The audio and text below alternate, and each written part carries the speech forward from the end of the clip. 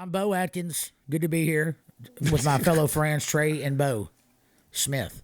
Yeah, Bo Smith, not Bo Atkins. Two different Bo's. That's right. Welcome to the brand new podcast hitting everywhere.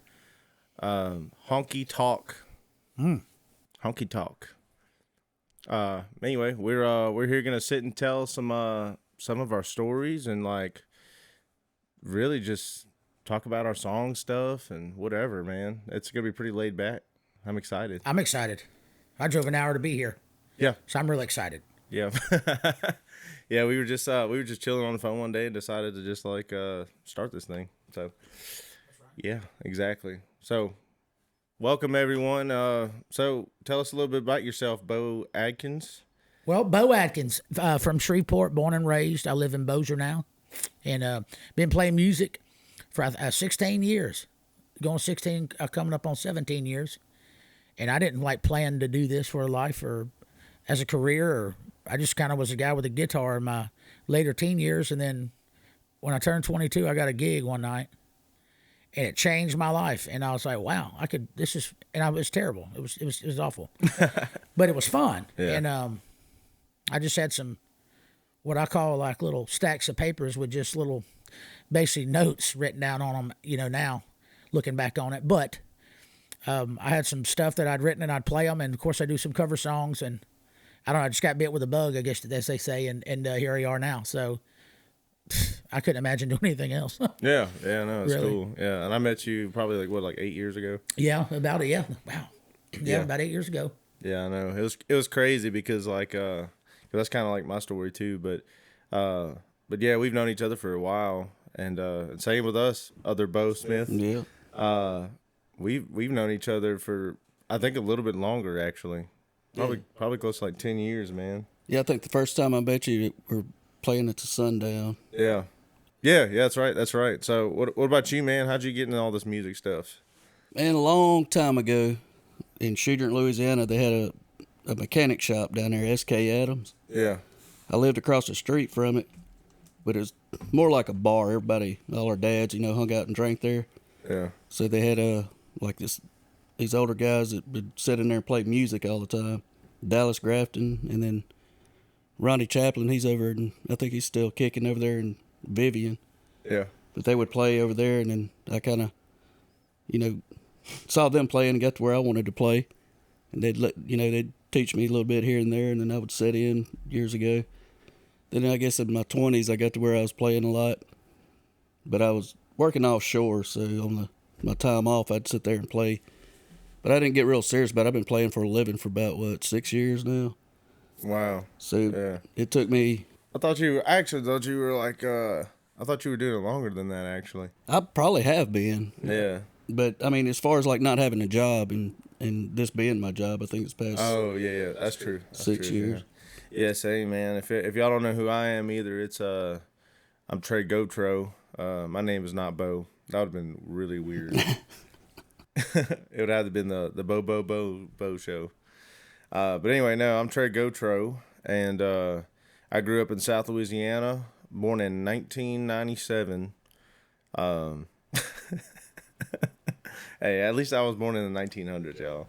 Born in 1997, lived in Shreveport, Louisiana, like Thibodaux area, for 10 years about, and then moved up after Katrina in 2006.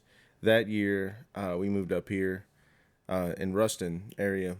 And so, honestly, I saw Slash play guitar for Guns N' Roses and was like, I got to do that. And so, anyway, I started learning how to play guitar off of YouTube. Marty Swartz. Yep. Shout out to Marty Swartz. He was my first guitar teacher. And then started learning some songs, dude, and eventually fell in love with country music and started to write and perform. And one of my first gigs was actually at Portico. My first official gig, was at Portico. And How was that? How was that? Like how it came about? Yeah, well, I mean, like, how'd that gig? Do you remember, like, your first gig? What was... Oh yeah, I was nervous, dude. Well, I was in like this rock and roll band for a while, and we did like a lot of rock cover stuff, if you can about imagine that. But then we had like a band gig, you know. And I did talent shows throughout my teenage years, but that day I was about 19, 20 years old. We were out there playing, but then they needed an acoustic gig out there at the Sundown on the patio, and I went to go play it. And then Haley Strozier was managing up at Portico back in the day, and she was like, "I got to get you to come over and play."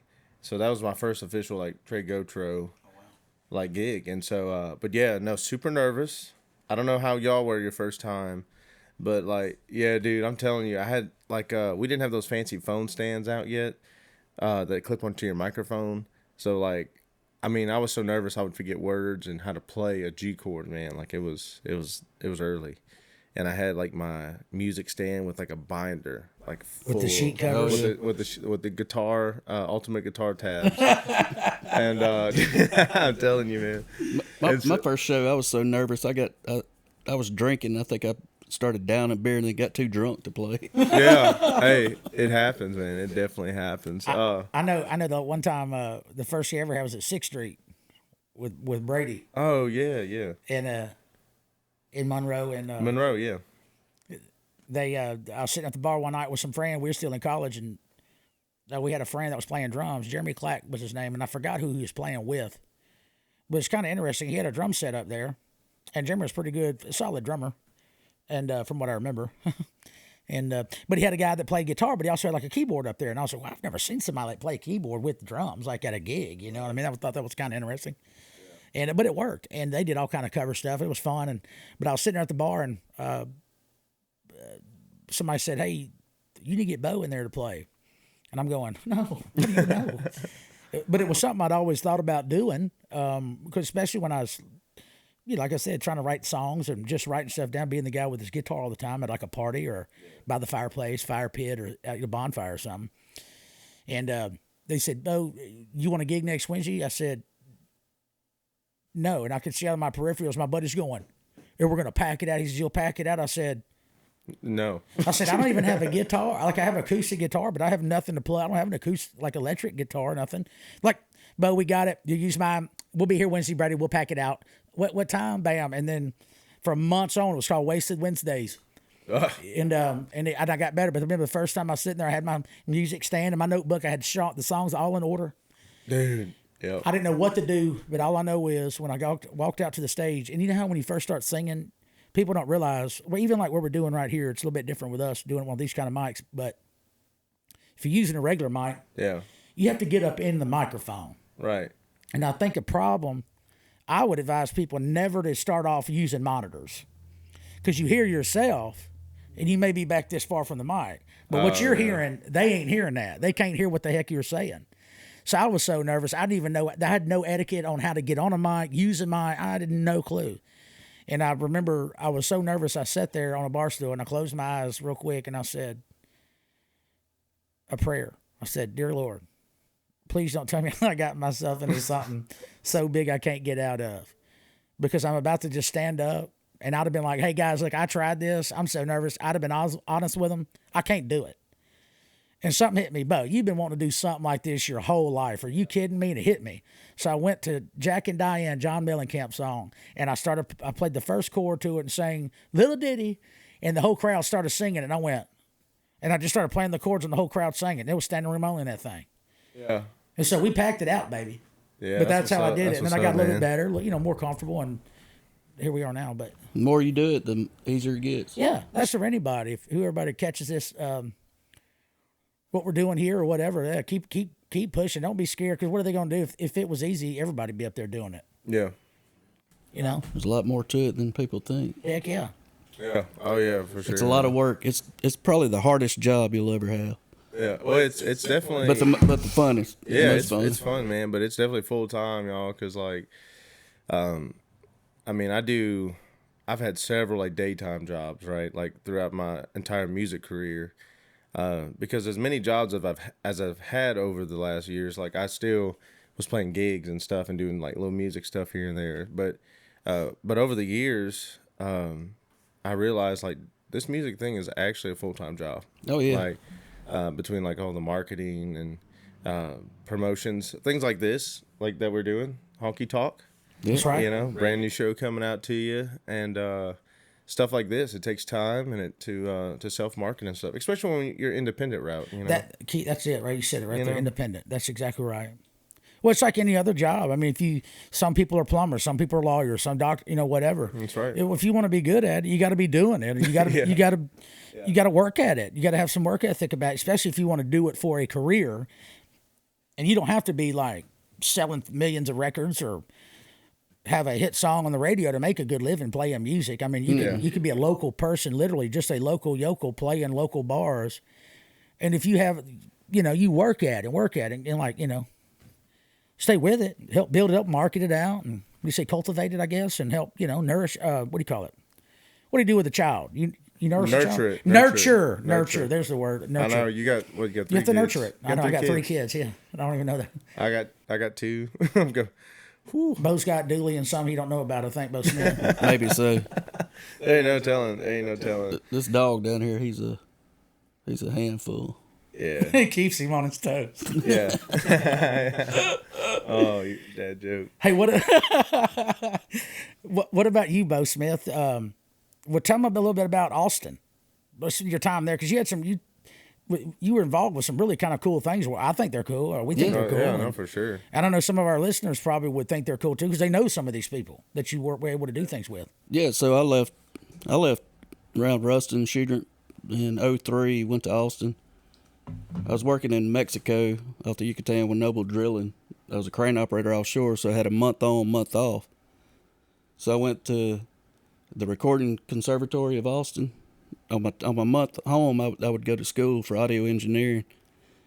And we had a studio, and that place has, when Kevin Fowler come out, he recorded 100% Texan up there. And it was kind of, the John Stinson was the owner. And I think he had like students working on it and, helping out. So I was over there doing that. And on my time off, me and a buddy of mine, we opened up a recording studio. We had it for a little while, but we'd work with all kinds of people. I mean, it was back before, like Randy Rogers, I think, was getting started down there. And then, Would that have been down around Cheatham Street or what? Was that where he started playing? Yeah, I think so. Yeah, Kent Or Finley. something like that. We'd go down there. I think he bought that place. I think he did too. When he died, I think he did buy it. Yeah. Yeah, I think that's where he signed his record deal that time. But yeah, so we'd work on all kinds of stuff up at the studio. A lot of people come through. And then Dale Watson, I made friends with him over there a short time. I ain't seen him in years, but we were at a sound check Christmas party one night. And they had like a Gibson booth and a karaoke booth and all this, and we were sitting there. And he goes, let's go sing some karaoke. So we go in there, and it's the conversation. I go, I'm doing Waylon's part. He goes, no, I'm doing Waylon's part. He said, you're going to do Hank's part. So when I started singing Waylon's part, he put his hand over my mouth. That's pretty funny. Yeah, but Austin was fun. I ended up it got overpopulated. I mean, it's way overpopulated. I just ended up moving back home. Monty Russell called me, and we were talking, and he goes, what are you doing? I said, I'm going to take an insurance job with Farmers Insurance and move to New Braunfels. He said, come on, I'll record your album. So that's how I come back. That's how it happened, man. Yeah, that's crazy. Yeah, that's cool. It's cool. Yeah, but you were telling me stories about your crane operation and how you wrote that song "Flowers Are Gone." Oh yeah. I'd sit in a crane all day unloading boats, like 12 hours a day. There'd be times where it's kind of slow, but I have to still stay in there, Right. running pipe or whatever. So I've written a bunch of songs. The tally book I had was supposed to be for pipe tallies. I still got them. There's stacks of them, just songs all in them. Yeah. But I was sitting there. I had a girlfriend in Austin.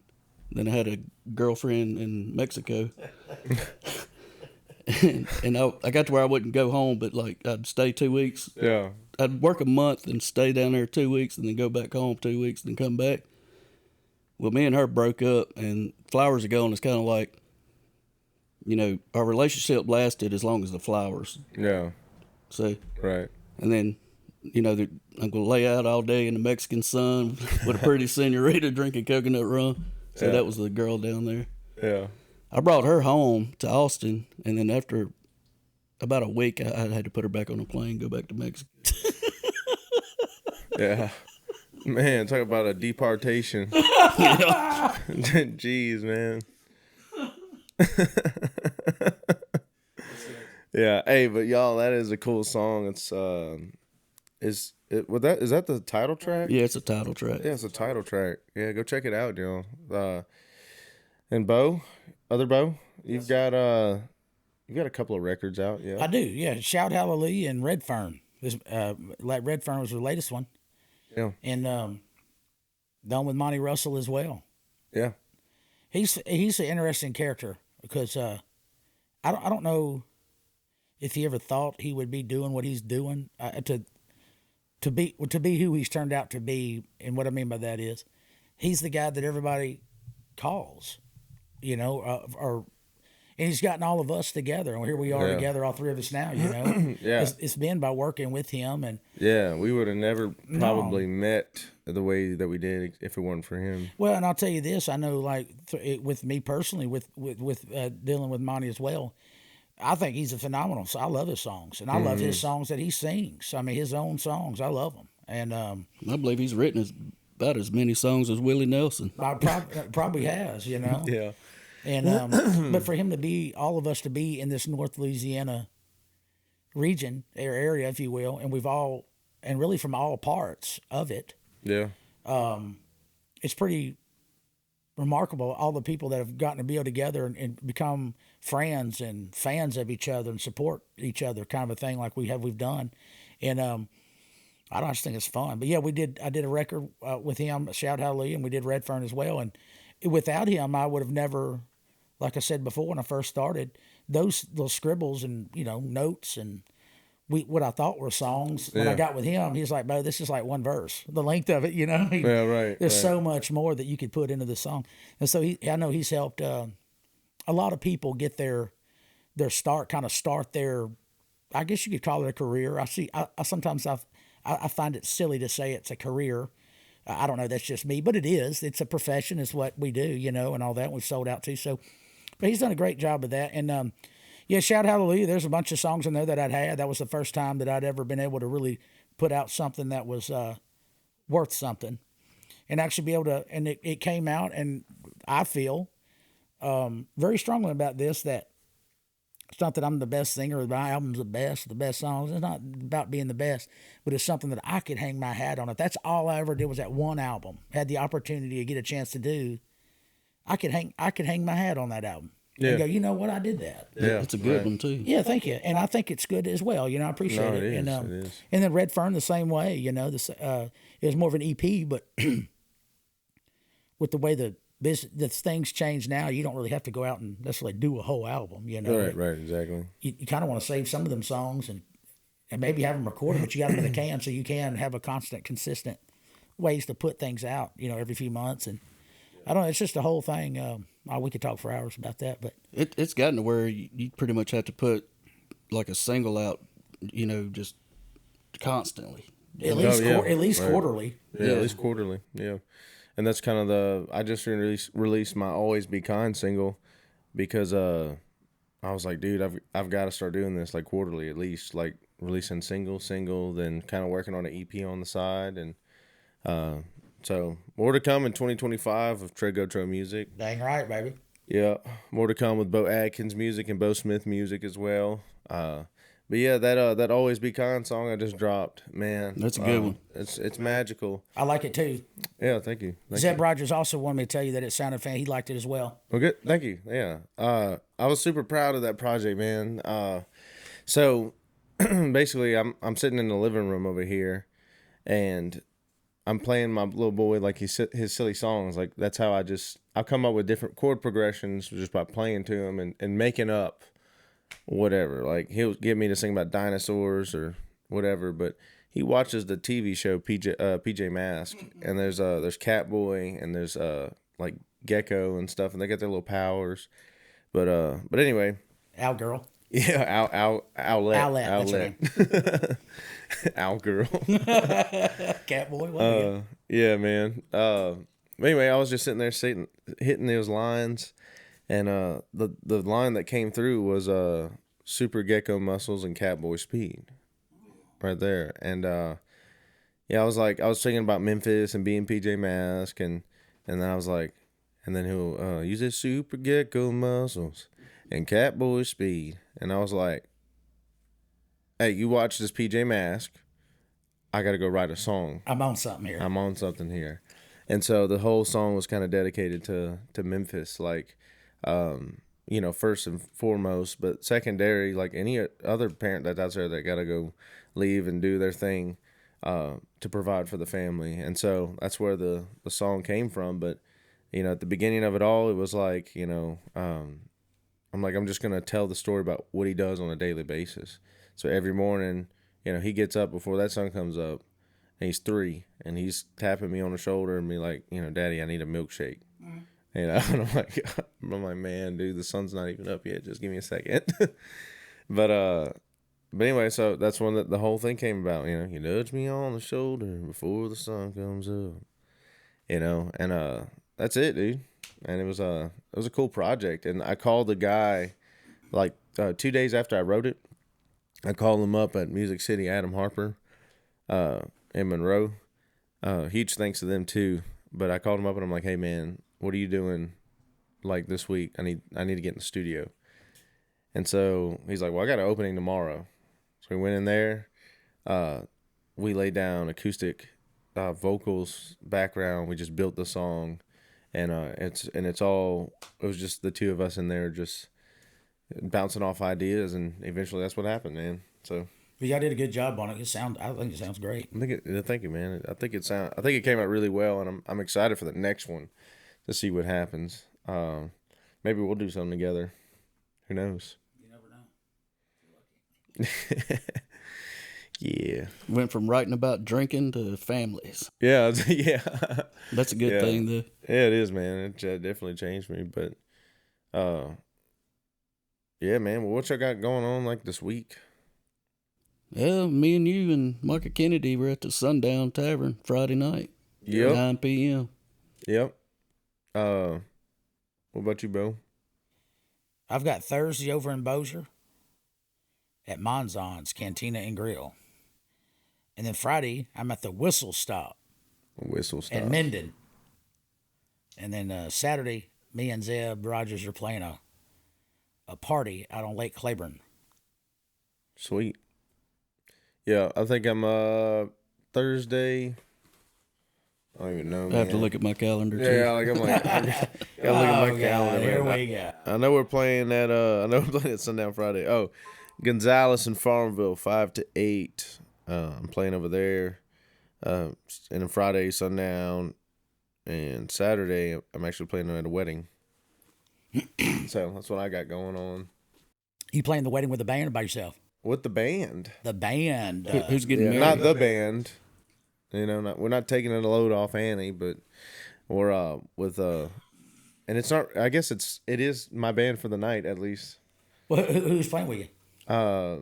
Danny Solomon, Aiden Johnston, and then I've got my buddy Nick on acoustic guitar, and I'll be on guitar and vocals.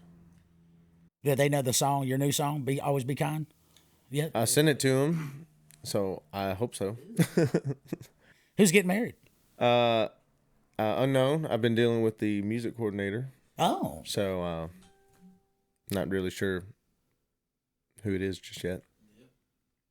Weddings are always funny to me to play. Yeah. They, it's just a whole... And I don't think some people realize, like, and it's an honor to be asked to play at a wedding. Don't get me wrong. But it's like, because it's never, and I get it. It's their day. I mean, whatever. But there's nothing worse than having the bride come up to you and go, hey, can you learn these songs? Oh, yeah. Like right on the spot. I'm like, no. I've just told people I'm not a wedding guy. If you book Bo Atkins to play your wedding, Bo Atkins, I don't know how to play Brown Eyed Girl. Right. You know, I don't know how to do that. So there you go. So don't ask for it. Yeah. But weddings, I mean, they can be fun, but they're always a tricky thing to me. They've always been kind of like, oh God, it's like pressure, you know, too. You're like, oh yeah. Yeah, it's a little more formal. Yeah. Because we played a lot of places over the years, and a lot of it's like bars, little restaurants, and then we got like festival stuff that we do, you know. And so, yeah, I've only played maybe a handful of weddings, not very many, but it's usually the same thing, you know. They request Brown Eyed Girl and all this other stuff, and look, I love the song Brown Eyed Girl. It's great, but yeah, I don't know. Or Sweet Caroline. Now, look, if I'm at a wedding, I will sing my butt off to that song. Yeah. Ba, ba, ba. I'll be like going nuts in the middle of the floor or whatever, but that's just not something that I want to go learn to do. Yeah. Yeah. So what style are we, boys? I mean, we're country, but we're also like Americana. Yeah. A little bit. Americana, a little rock and roll in there, rock, Southerns. yeah, a little Southern rock and Mixed with some blues. Yeah. I just tell people it's Southern. Yeah, I mean, it really is. I don't really, It's both types of music, country and western. yeah. That's what his shirt says over there. Is that what it says? Where'd you Country get and that western. shirt at? My Don't wife. act like you don't know that. My wife. That's his wife's shirt. You know, Trey lost 50 pounds, y'all. I don't know if y'all can tell, but he's looking real righteous up here this evening. Thank you, this thank you. afternoon, noonday, whatever we were. No, it was like last year in March. I would like eat a donut. I would eat anything with even a small amount of sugar in it, and I would like plummet, dude. I would just go comatose, and it was like I was narcoleptic, and I thought I was because I was just like I would have to pass out. Anyway, my mom was like, "You might be diabetic," and I'm like, "What do you mean diabetic?" I'm like, "Cause I mean, I was big, you know, I was 265, but I mean, I didn't think I was whatever." But anyway, I laid off the sugars and everything, and you know, quit drinking beers, and just kind of like changed my diet up a little bit. Now it took a year. Like, it took a year to do this, but I slowly started chipping away a little bit, and now I can eat a little bit of sugar, and I don't, like, pass out anymore. I'm glad you did that. Oh, it's just crazy. Yeah. So when your blood sugar was getting high is what it was doing. It was just wearing your body out. Your body's like, oh, God. Yeah, it was just nuts. So I had a hard cut, like, breads and, like, everything. And I love ice cream, man. I'm an ice cream freak. And like, but I got to stay away from it, you know. If I quit drinking beer, I'd probably lose 20 pounds. And man, have y'all heard that? Speaking of like non-alcoholic stuff too, that kava stuff. What is that? Kava root. I don't know. It's going around. It's like $50 a bottle or something, but it's basically a plant root. It's an alcohol like replacement, basically. I think I have seen that. I don't know. It looks like milk. I don't know if I want that. Yeah, I don't know. It's like almond milk. Yeah, it's like I don't know what's milk about almonds, but Does it get you drunk? well, it says it has like a similar feeling. Like you probably shouldn't drink it and then go operate a vehicle, right? But it does something euphorically to you, is what it says. Like Kind of like mescaline. Yeah. I've been drinking these. I was trying to lay off drinking so much beer too. I was like, golly, man, I'm getting fat, you know. And I've been fat, but I started drinking those Coors Edge beers, and when I go to the store, I'll buy them out of them because somebody likes them too. What is Coors Edge? It's just a Coors, it's a beer. It's made by Coors. It just don't have any, or it's like hardly no alcohol in it.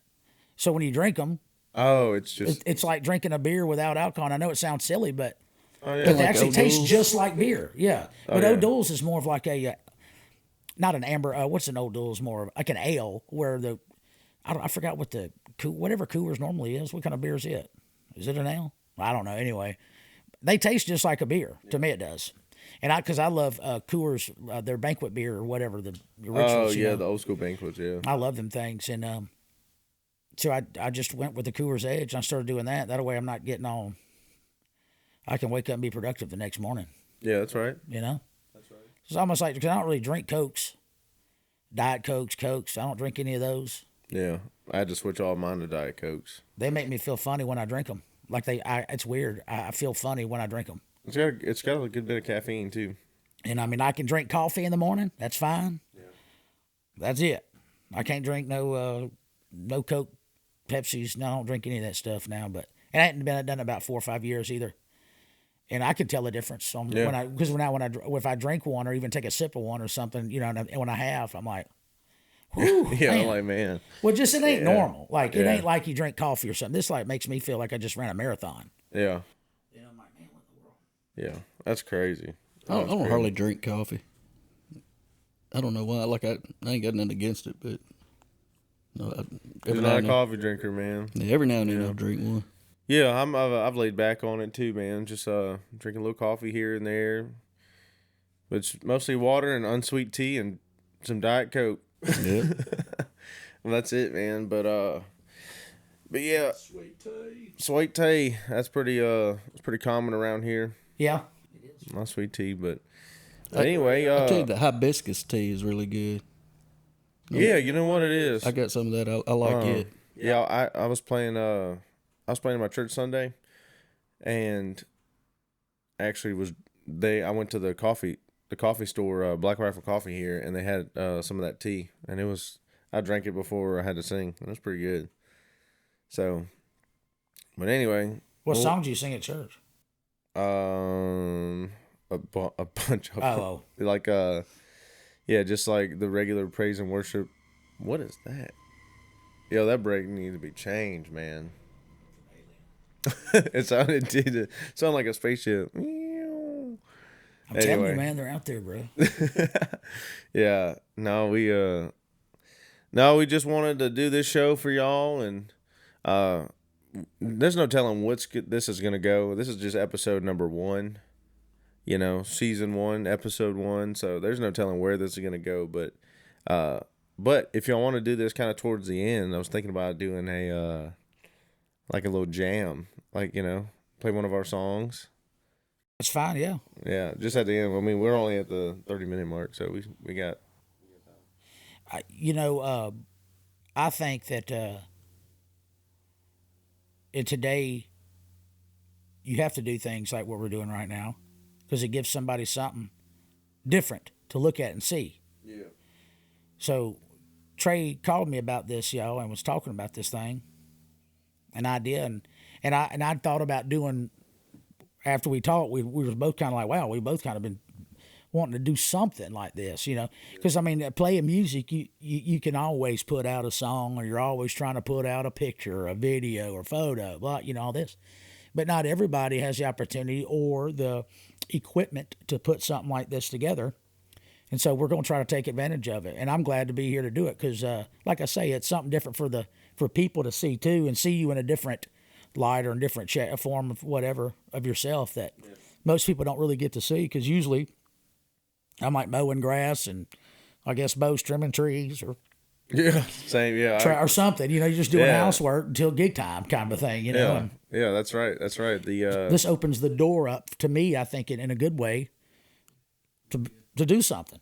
Yeah, exactly. Like we're hanging out, basically like three men on a front porch, basically just hanging out, you know. But we're actually getting to talk about things that we care to talk about, and yeah, man, and it could go any that's direction. Right. It could go any direction. It's open forum here. I love it, man. Because I'm a part of another podcast. I was telling them, I was like, it's crazy because like the other podcast, Modern Day Messenger, is like we just do Bible studies, and it's very like Christian oriented and stuff, and you know, preaching the good news. But like I was setting up today, and I'm like, whoa, this is a totally different side. Like we're gonna be talking about anything and everything and all of our stories, whatever comes up, you know, and like the other side of life that's just in like just jamming out on guitar or whatever. I was like, man, it's gonna be super cool. I'm excited for the show.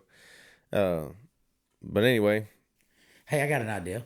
so Let's each of us tell a story or their version of the funniest thing that's ever happened to them while on stage or playing music or something funny. okay.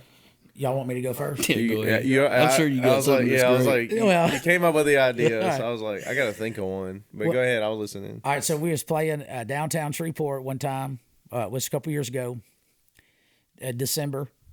Nice place, great gig, bars full, rooms full, and full band too. Bad, we're rocking. And when I pulled my guitar out to the start of the show, it was doing sound check and stuff. I'd left my guitar case sitting right there, like towards where the mic by my microphone, more to the front of the stage. We go through the night, whatever. Well, somebody come up and tried to give me a high five while I was on stage. Oh no! And my foot went right into that guitar case. Oh, And I went falling forward. And thank God for Braden Watts, because Braden Watts grabbed me by the arm and stood me. I don't even know how he was able to catch me and stand me back up. But he did. And I hurt my ankle and everything on that thing. But he saved me. I almost went face first trying to give somebody a high five looking cool on stage, you know. Yeah. And about fell over and just landed right on my face almost. And but he caught me. And he was able to like kind of rein me back in. That's what I was thinking of. It hit me just then. I was like, let me see if they got any stories like that. Yeah, I do have one. It's a little different, but now your boy over here used to be a very avid skateboarder, and you know, it was just something I did on my leisurely time. Was just skateboarding. Well, I'm 6'1", 265 pounds. Okay, and so I should not have been on a skateboard in the first place. Ever. I mean, size matters, okay? Especially when you're talking about things like this, okay? So, like, I'm just saying, we were out there with a few buddies. We were skateboarding when that new park was opening up, doing a demo. And Monty Russell comes by. And we'd been there for, like, a couple of hours. Like, just whatever. And he comes up and he's like, hey, you got a gig tonight? He's like, don't break your leg. And so anyway, I was like, nah, we're good, man. I'm not doing anything crazy. Well, I decided to hit one of those ramps like one last time before I went go. And so I hit it. The board came out from under me, an extreme acceleration of downforce. And I literally, my right leg, my fibula snapped in half. And I didn't know it happened. I heard it pop, but it was so, like, usually when you hear, like, bones, like, crack, it sounds, like, very high-pitched, or, well, I say that, you know, but there's a crack to it. This one, it sounded, like, deep, like, it didn't, I thought I maybe twisted something, or it sounded like tendons popping, you know, it was, but let me tell you, bro, there was no, I don't know what they were talking about, endorphins or adrenaline hitting or shock, and you don't feel the pain when something like that happens. I felt it immediately. And it was crazy, dude. And I was like, dude, I think I just broke my ankle, because that's where the pain was at. And he's like, can you move it? I could actually move it. And he's like, well, I don't think it's broken, man. He's like, I think you just like popped your tendons or something. Or anyway, I had a gig that night. And I was playing at a fraternity party, and my whole band, like, we had to do this thing, and I had a broken leg. I didn't know it, but I did. So I came home, I wrapped it up, okay, like, kind of with a compression pad. My foot is swollen, dude, like, and I'm in so much pain. Now, this was then I'm calling up my buddies. I'm calling them. I'm like, hey, something happened. You're going to have to come get my gear. Anyway, we make it to the gig. I went go buy a set of crutches and everything. And so we're at the gig. I'm on crutches, you know, and I'm trying to prop up my legs, you know, and stuff. They're all doing this. And, yeah, bro, it was intense. Cause like back then I was like heavy into edibles. And so what happened is that it was so painful, dude. I ate like a whole pack. I ate the whole thing. right? And so I'm not willing. I'm well medicated, and then I'm on stage just like with a broken leg, and they set it all up. We do sound check. They put a guitar in my hands, play for 3 hours with a broken leg, and then I go home and go to bed, right? And I let it heal. I was on crutches for a while. It was 2 weeks before my baby was born. My first child. And yeah, dude, literally let it heal, and I still couldn't walk on it, like after it healed.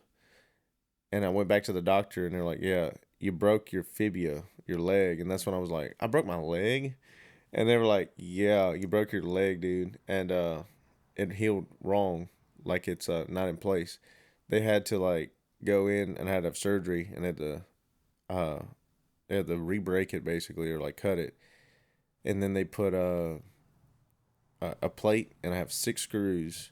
And I did actually tear my tendons, and they had to repair those too. Yeah, and so that was not fun. But yeah, talking about something crazy happening. There's a story for you. Yeah, we remember that. I remember Monty going, "That idiot! What's he skateboarding for?" Yeah, I know. Ask Monty about riding a skateboard. Oh man, yeah, in Oxford, Mississippi. Yeah, he was telling me that story. Yeah, that's crazy. We'll have to get him on here and get him to tell a couple of stories. He's got a some million of them. I've got so many of them, but there was one night I was over in Rayville at La Fagata in Rayville. I think me and Mason Howard were playing there. Right off I-20 right there at the exit? Yeah. Yeah. Yeah, we were playing there, and there wasn't a whole lot of people, when we started, but then there's this guy sitting at the bar. He was an older man, and his pants were pulled out. You see the butt crack. So I'm sitting there playing the whole time. And I'm like, man, I can't even do it. And people started piling in, but I finished the song, and then I just Mason Howard, he looked over at me, and I looked at him. I go, "Blue moon of Kentucky, keep on shining." That guy turned around. He goes, "Are you talking about me?" I was like, "Yeah." I said, "Pull your pants up, man. I'm tired of looking at your ass." Wow, that's hilarious, bro. And then he knew you were talking to him. That's what's crazy. Oh, you talking to me? Yeah, you, Mr. Buttcrack. Mr. Buttcrack. Dude, your dog is just chilling right there. Oh yeah, he's good. He just lays out. You can take him to a show, and he'll lay at your feet the whole time. That reminds me of the guy for your CD release party at Big Country. Oh, yes, Red Fern. Red Fern. Yes. Go ahead. Who's the guy with the dog? He did the same thing. He had his like dog, and it wouldn't leave his side. Are you talking about I forgot his name. Travis McCready? Yeah. Is that him? Yeah, the ex-Bishop Gun frontman. Yeah. Yeah. He's so funny. Yeah, man. That's him. Was that his Great Dane, or was that the other dog? No, it was like a little dog. All right, so he showed up one night. I forgot. I don't remember where we were. I know what it was. I was playing in Natchez one night, and I don't know if anybody's ever done this, but I was on my way down there, and I had all my gear or whatever. I thought I get there, and I get my speaker out, and I'm starting doing my stuff, and I go to get my guitar. There ain't no guitar.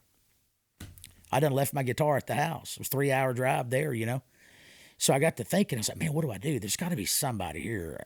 And at that point, when something like that happens to you, you just have to take a deep breath and go, if I can just get any guitar, Right. I'll just I've been there. hold it up here and I'll just turn the volume up real high, and we'll just lay back and just Right. make it work somehow. Well, then it hits me, Travis. So I call Travis. Travis brings me, he goes, well, what kind of guitar do you want? I said, well, what do you mean what kind of, just any guitar? Well, he brought me this Gibson guitar that didn't even have a, it was one of those that needed like a preamp or something for it, or some kind of deal. Yeah. So I plug it in, I call him back. Well, first, what got me talking about this was the dog. So when he pulls up, he was driving like this, it's almost like a Jeep, like a little smaller SUV, but the seats were all like really like laid back. Every one of them. I've never seen a vehicle do this. Anyway, as he pulls up, all I do, I see this big old horse-like dog hanging out the window, like, tongue flapping, the cheeks are all out, smiling, whatever. And I forgot his name, what his name was, but the dog was just out there, and I just thought, this guy's off his rocker, I mean. So he brings me this guitar, and that dog's hanging out the car, and so then he but it didn't have like I said, I needed a preamp or something. When you plug it in, it didn't have enough power or whatever to work it. So I called him back. He's like, "Are you kidding me? Like, my God, what else do you want from me?" But he was nice enough to bring me another guitar. So shout out to Travis on that one. He saved my life on that gig. But yeah, that dog, that was fun. That big old Great Dane dog coming with him. But you're right, he did. He had another small dog he brought to Big Country that night for that show. Yeah, that was cool, man. And he also had his backpack on with his own music playing and his little JBL speaker walking around. Yeah. Pre-show.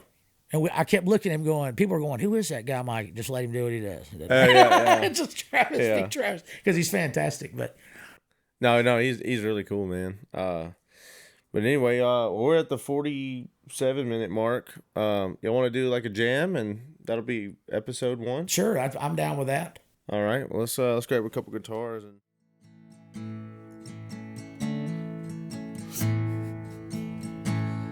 Her eyes shine brighter than these honky-tonk lights, and her love is stronger than the whiskey they pour here each night. And she holds the key to my gypsy soul.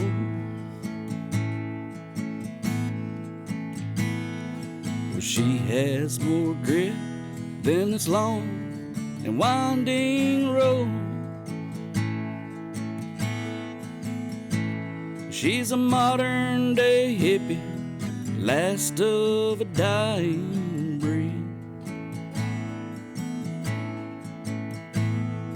She's everything that this outlaw will ever need.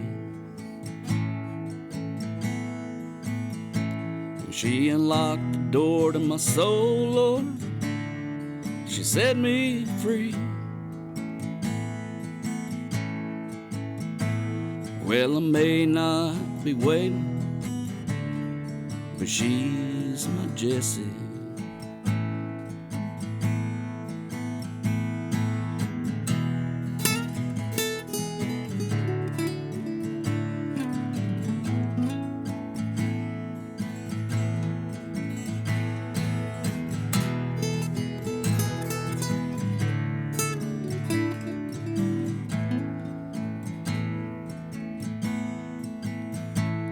There's miles between us, my bloodshot eyes, they still burn. The whiskey and the road's been tough, I'm headed back home. Whoops. To lay down beside her, wrap her in my loving arms. She's a blessing in disguise, my long lost honky-tonk song. She's a modern day hippie, last of a dying breed.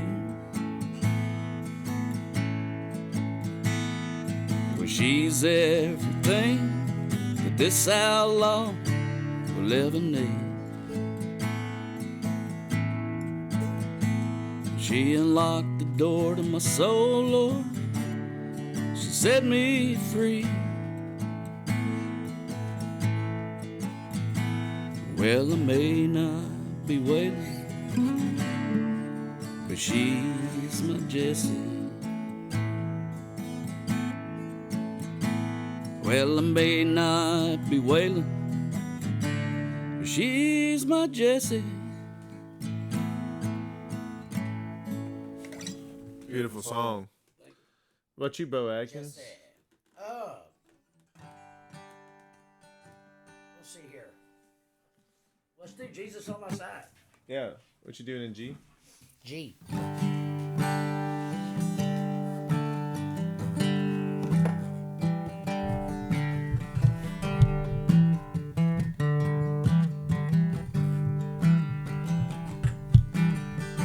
I've been on the residue himself.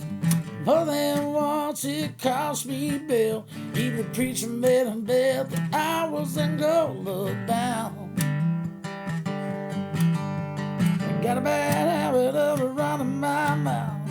I kick and scream if they shut me out. Spend most of my reckless youth trying to live it all down.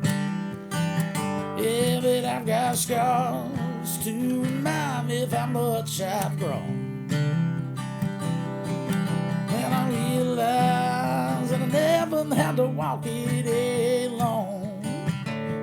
But I've got dreams as big as the sky. Yes, I'm knocking down, Lord, one at a time. I finally stumbled into my piece of the American pie.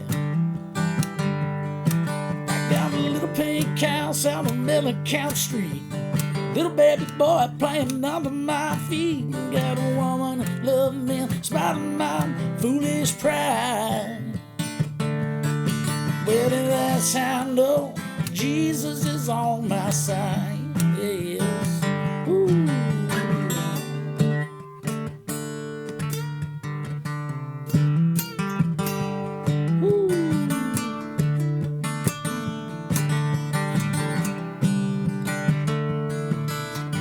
Work like a mule and I barely survive. But somehow the money shows up right on time. Feel like a 12-gauge buckshot. Ooh, country road sign. We ain't got loaded all that we want, but we sure fly higher than we ever thought. 'Cause back in the day when it said we never survived. Yeah, but we've got scars to remind us how much we've grown. We thank the Lord and we ain't never had to walk it alone. We've got dreams as big as the sky. Yes, we're knocking them down, Lord, one at a time. We finally stumbled into our piece of the American pie. We got a little pink house out on Millican Street. Little baby boy playing under my feet. Got a woman that loves me in spite of my foolish pride. Ooh. Well, and that's how I know Jesus is on my side. I tell you, that's how I know Jesus is on my side.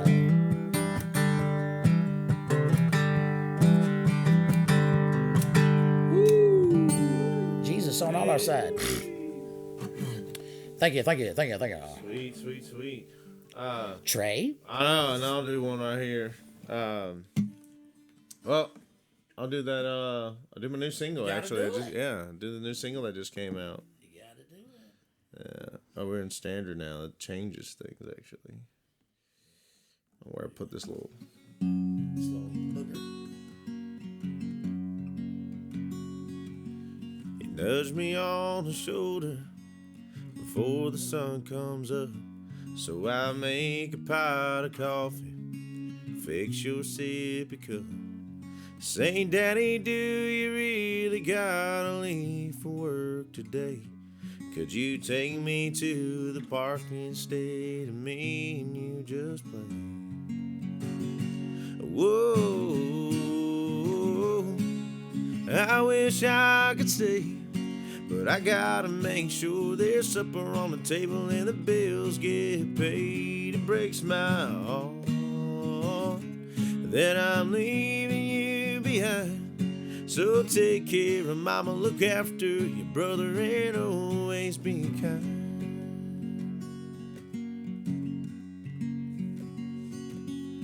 Daddy, could I come and help you? Pretty please, I'll use my super gecko muscles and catboy speed. Buddy, I know one day you will understand what it takes to raise a family, what it costs to be a man. Whoa. I wish I could stay, but I gotta make sure there's supper on the table and the bills get paid. It breaks my heart that I'm leaving you behind. So take care of mama, look after your brother, and always be kind.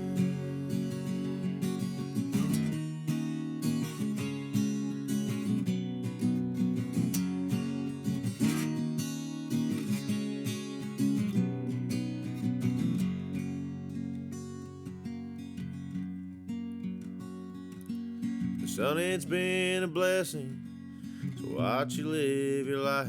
But every man here on this earth has his appointed time. And Dad, I know you did your best. I hate to see you go. There's still so much left to talk about. Teach me things you know. Whoa, I wish I could stay, but the good Lord is waiting for me to come home to those pearly gates. It breaks my heart that I'm leaving you behind. So take care of mama, look after your brother, and always be kind. Whoa, this ain't goodbye. I'll see you again when it's time to come home on the other side.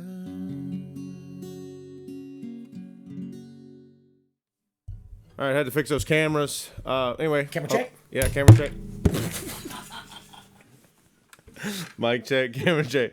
We got a lot of weaponry up in here. Did you knock yourself out? Yeah, kill Bo. So we lost the video feed when I was doing my song, but it's cool. We'll just one of the cameras will be on y'all while they're listening to me. So That's fine. That's fine. This is super laid back. Anyway, but I hope y'all enjoyed the jam at the end right here. Thanks for listening to our season 1, episode 1 of HonkyTalk. HonkyTalk. Say that 3 times fast. HonkyTalk. HonkyTalk, HonkyTalk, HonkyTalk. Ooh, butterfly. That's pretty good. Anyway, well, we'll see you next time to hear more stories. Yeah, and heart share and all that. Yeah. Post.